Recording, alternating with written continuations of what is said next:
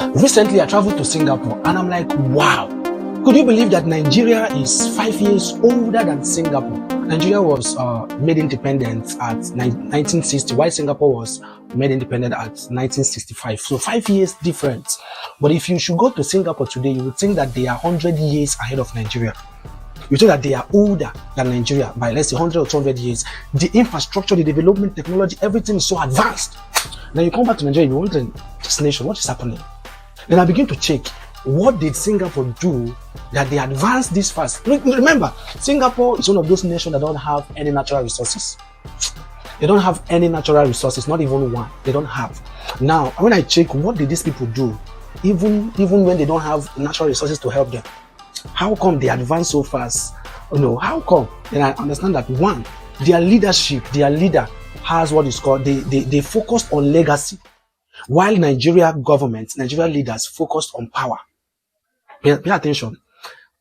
Singapore leaders focused on legacy, while Nigerian leaders focused on power. Singapore leaders focused on meritocracy, while Nigerian leaders focus on nepotism. Meritocracy simply means best people in position. Best people in position. Nepotism is all about who I know in position. My cousin brother in position. My family members in position. My son in position. My wife in position. It is connection, position by connection. That is nepotism.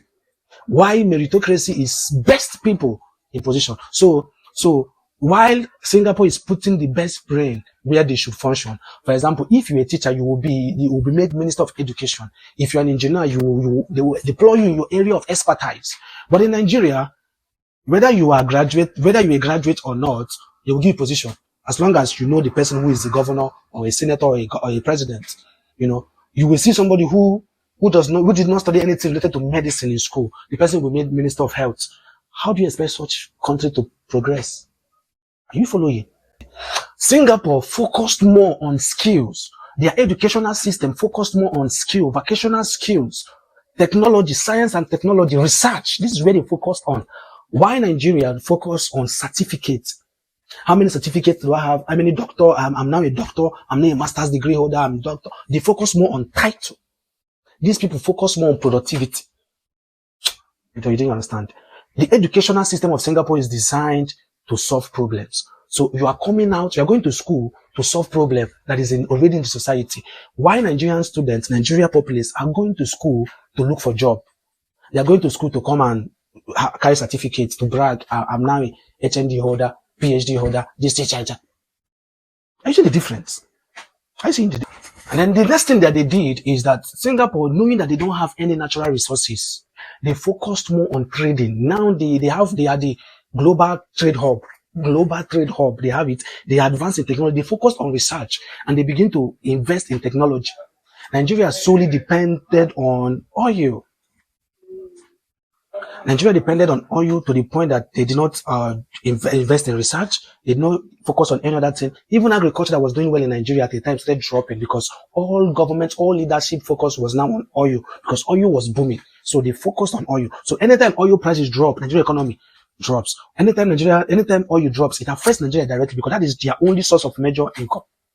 Nigeria didn't invest in research, education, science, nothing. They only focus on oil. And even the oil they focus on, they're not even refining it. They don't even refine it. They just extract, very careless leadership. And then rule of law in Singapore is so high. No matter who you are, once you do something wrong or once you commit a crime, you face the full wrath. There's truly in Singapore, the justice is blind like this. It doesn't see anybody. If you do, whether you are rich or poor, justice will be served. That is one thing about Singapore. They have zero tolerance with corruption. They don't go to bed with corruption or corrupt people. No. But in Nigeria, corruption and leadership is 5 and 6. They are romancing together. No country ever functions or prospers in the presence of corruption. Corruption destroys any nation. I'm not saying that all nations are innocent or no, but they control their corruption to a bare minimum. That even those who are corrupt know that if they get caught, there is consequence. But in Nigeria, those that are corrupt know that if they get caught, there is no consequence. Just join APC. your sins are forgiven. It's not so in Singapore. This has, sometimes they will say America is years ahead of Nigeria. They have been existing. They got their independence many years ago before Nigeria. What of Singapore that got their independence 5 years later after you have got, that means you know Singapore, you should be more advanced. And then last thing I observed in Singapore is that Singapore is united. They have diverse tongue. They don't speak one language. They have, you can tell. They have different tribes. You can tell. Same with Nigeria. But the difference between these two is that Singapore is united. They have one identity. But in Nigeria, we have several identities. When I'm Hausa, I'm not Igbo. I'm Yoruba, I'm not Igbo. I'm Igbo, I'm not this. There are divisions in Nigeria. But these people, they are one. They are one. So no country prospers in division because God, I don't even have to. No country prospers in division. Every prosperous nation are united. China was like Nigeria before, but they became one vision. And second, another thing I noticed that made Singapore great is that Singapore have a national philosophy. I mean, yeah, they have national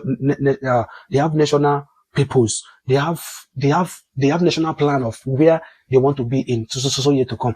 Nigeria might have it, but they don't implement it. I don't know if Nigeria have a vision for Nigeria, a practical vision for Nigeria. Because if they do, they would focus on legacy. If this president should rule Nigeria 8 years and he was able to accomplish so in the plan of Nigeria set for 2050. So Tinubu for 8 years was able to achieve this in accordance to the national plan, national vision. The next president that will come in should continue where Tinubu stopped in accordance with the national plan, national vision.